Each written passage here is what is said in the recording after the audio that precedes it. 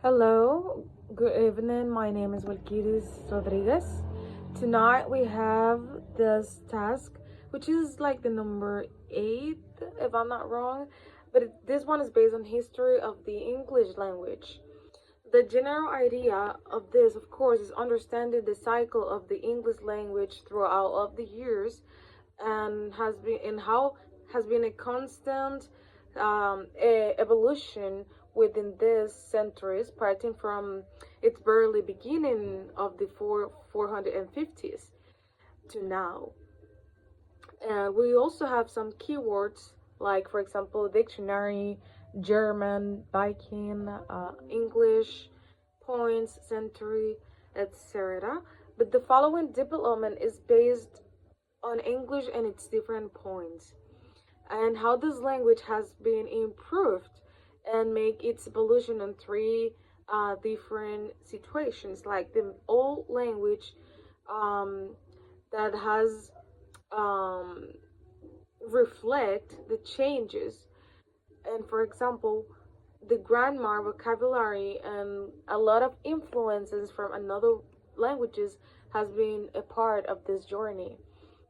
This basically shows how Old English tried to communicate based on the influence of other cultures. The middle one looked to simplify and amplify, and the English, the one that we know at this moment, is the standard one. So, English language apart from the influence of another language, as I mentioned, and a total different culture from the one we know currently. Germans and Viking invasion are the responsible of many words that we are using right now after all these years that we keep using, because they take some words that it mostly reflect the action verbs. For example, take, give, sleep, eat, and some others. Using, of course, the alphabet that we know, but on a different, not a different way, but it used to be larger. So, in the other hand, Middle English was a total different vibe, since it was not only the German or Viking influence, it was also the French side, which was used for upper classes, meaning that this was a kind of representation or distinctive for the rest who only speak English. With a change on the 14th century, of course, to mainly speak English. Although French went to a second place, we are still using a lot of words like biscuit or beauty. English as it is known today is way too far from the old one because of the Greek and Latin influence. As of today, most of the words are part of the lost language, and since the structure was easier, then English became easier as well, with almost same alphabet and words construction.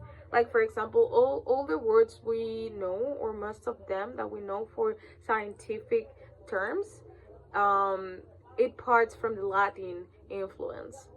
This was during the Renaissance, but the high point of New English part from the 18th century, where we get to find the creation of the dictionary with Samuel Johnson as the responsible, followed by Webster, Noah Webster and James Murray.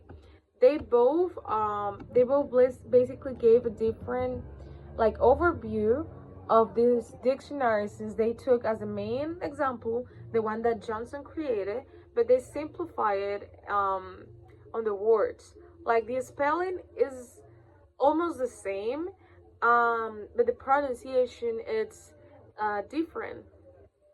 English has experimented a lot of changes from its beginning and now is one of the most spoken language all around the world.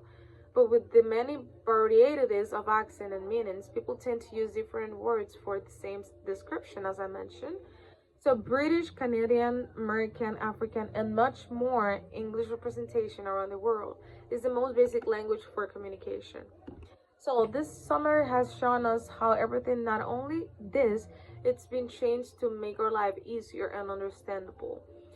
So old, medium, and modern languages is just the representation of how humans make their lives better to keep improving in another things. This is all. Thank you so much for your attention.